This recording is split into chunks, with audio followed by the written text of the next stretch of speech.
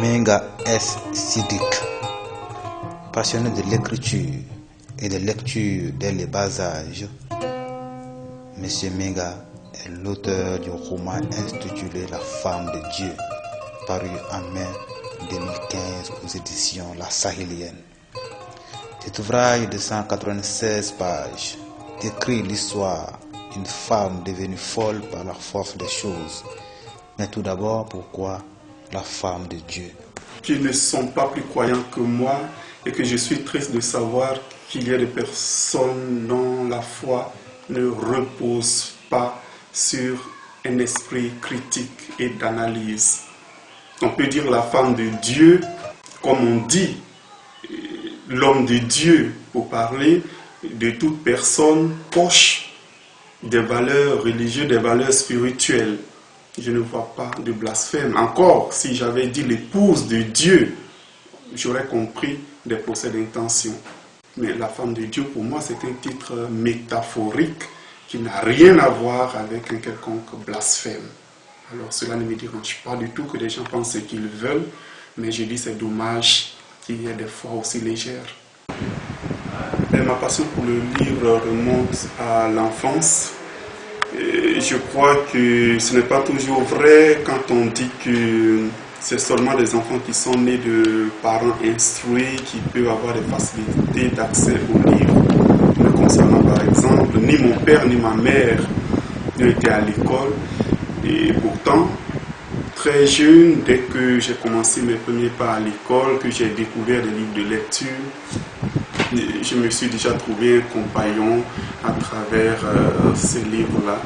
Et je crois que mon père aussi, qui ne savait pas lire, mais qui savait quand même déchiffrer les noms, il me gâtait à sa manière parce que lorsqu'il passait devant des librairies, qu'il voyait des livres sur lesquels étaient écrits des nombres comme 1, 2, 3, 4, 5, il disait, bon ben mon fils, il est en première année, si je vois un livre sur lequel c'est écrit 1, c'est peut-être de son niveau, un livre sur c'est écrit 2, il est en deuxième année, ainsi de suite. Et c'est comme ça donc que mon père m'envoyait des livres qui étaient d'un niveau supérieur au mien parce qu'il achetait des livres de 4e, 3e, seconde, pendant que moi j'étais en première année, deuxième année, troisième année. Bon, dans le système français, c'est CP1, CP2, CE1.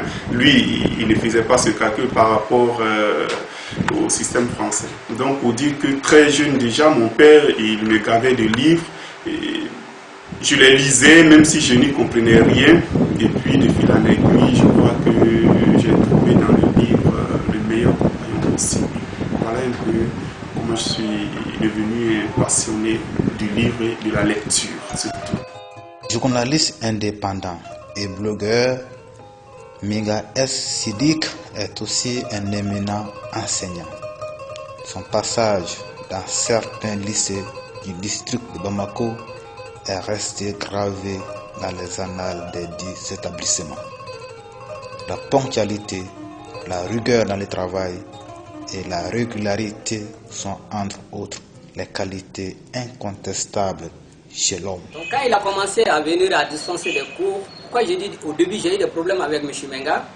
Parce qu'au début les élèves, compte tenu de ce système, parce que quand M. Menga est venu, il a instauré des systèmes chez moi que les élèves ne sont pas habitués à ça. D'abord, quand M. Menga il devrait commencer ses cours à 8h pile, tu trouveras qu'à 8h moins 5, il est là pour ses salutations pour les gens de l'administration et le corps professoral, et à 8h pile, il est en classe. Donc quand il rentre avec la porte, donc aucun élève ne rentre encore.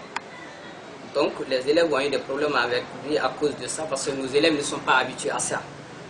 Et après quand il rentre encore, quand il commence ses cours, les cours c'est intensif du début jusqu'à la fin. Ça veut dire que ces cours c'est à 100% du début jusqu'à la fin. Les élèves n'ont pas de temps pour se reposer ou bien s'amuser dans la classe. Donc les élèves ont dit que M. Menga, il a les systèmes européens, il a le rigueur dans son travail, donc directement, ils sont venus me voir dans mon bureau, ils ont dit que vraiment ils n'arrivent pas à comprendre M. Menga. Et après, quand ils ont commencé les cours, M. Menga a amené les élèves à avoir l'auto-formation. Quand on a fait un mois, Donc les élèves, ils ont commencé à avoir l'amour, ce que M. Menga est en train de faire, parce qu'ils ont vu qu'il est en train de travailler pour leur bien. Donc ils ont eu l'amour de lecture et ils ont eu aussi l'amour de l'auto-formation. Voilà un monsieur, au début de son travail, on le détestait. Et enfin, on le réclame jusqu'à ce qu'on se déplace pour venir dispenser ses cours, pour venir prendre des cours dans sa maison. Ce que je peux dire sur M. Menga, c'est un homme visionnaire, idéal et ambitieux. Ben, je pourrais dire que oui, dans une certaine mesure, parce que à force de lire, à force de vivre dans l'imaginaire d'autres personnes, à force de s'identifier à des personnages de livres, on en vient à avoir souvent l'envie d'écrire soi-même, soit sa propre histoire, soit des histoires tout à fait imaginaires. Et donc, puisque je vous l'ai dit tout à l'heure, très jeune, j'étais déjà un féru de la lecture. Il m'est arrivé plusieurs fois de vouloir transformer certains textes que je lisais dans mes livres de lecture. Je crois que c'est ainsi que l'envie d'écrire est vraiment venue. Et puis, au fil des temps, je me suis moi-même créé mes propres univers, j'ai commencé à m'écrire mes propres personnages. Et puis, voilà. Au-delà de sa passion pour l'écriture et pour la lecture, c'est ici au centre de formation en photographie de Bamako, dont il devient administrateur en 2007, qu'il va montrer un autre esprit imaginatif et de créativité de sa personnalité. Car là encore, l'homme montre son attachement au travail bien fait.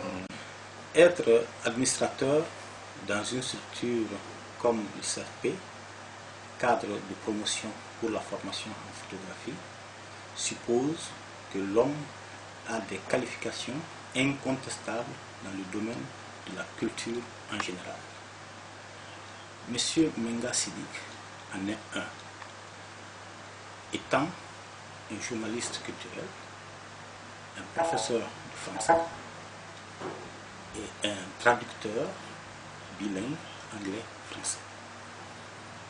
Menga a eu le mérite d'occuper ce poste d'administrateur dans une structure dédiée au développement de la photographie au Mali que je dirige depuis 2005. Durant 8 ans et 6 mois, nous avons vécu et travaillé ensemble. Ceci me permet de lui reconnaître les mérites suivants. C'est un homme simple, travailleur, courageux et très ponctuel. Il est ouvert d'esprit, c'est un excellent communicateur et il fait de la recherche, il fait beaucoup de recherche et c'est un chercheur par excellence. Il aime et fait bien son travail avec rigueur. Avec lui, les dossiers, les projets, les mails ne traînent pas dans les tiroirs. Au contraire, ils sont instamment traités. Toutes ces qualités lui ont permis d'obtenir la gestion d'un programme qui s'appelle PCC, photographie conceptuelle commerciale, une première au monde, soutenue par le Danemark. Pour ma part, M. Menga Sidik est un administrateur exemplaire.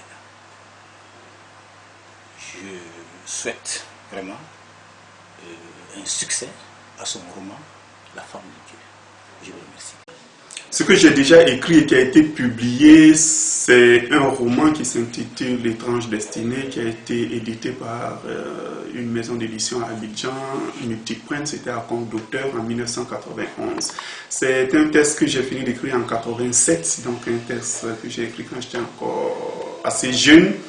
Mais avant ça, j'avais écrit des pièces de théâtre qui ont participé au festival ivoirien de théâtre scolaire et universitaire. Alors, j'ai aussi écrit une pièce de théâtre au Mali, Sauver la vie, qui a été représentée par acte 7, mise en scène par Philippe Traoré. Et puis beaucoup d'autres écrits à l'issue d'ateliers d'écriture. J'ai écrit aussi la biographie de femmes célèbres du Mali qu'on appelle le lion de ma commune. Ça, c'était un projet de acte 7, toujours d'Adama Traoré. Et puis j'ai écrit une nouvelle qui s'appelle Saïd ou l'enfant du trou noir, qui est inclus dans un recueil de nouvelles communs. J'ai beaucoup d'auteurs, j'ai écrit un livre très volumineux, un roman dont le manuscrit a disparu, qui s'intitule Les Chats Noirs, et je ne peux plus le retrouver, je ne peux plus non plus le réécrire. Et la femme de Dieu, après, je ne sais pas, on peut savoir ce qu'on a fait, mais on ne peut pas savoir ce qu'on va faire forcément. Donc je sais que j'écrirai toujours, que j'ai beaucoup de projets d'écriture, mais je ne peux pas en dire plus.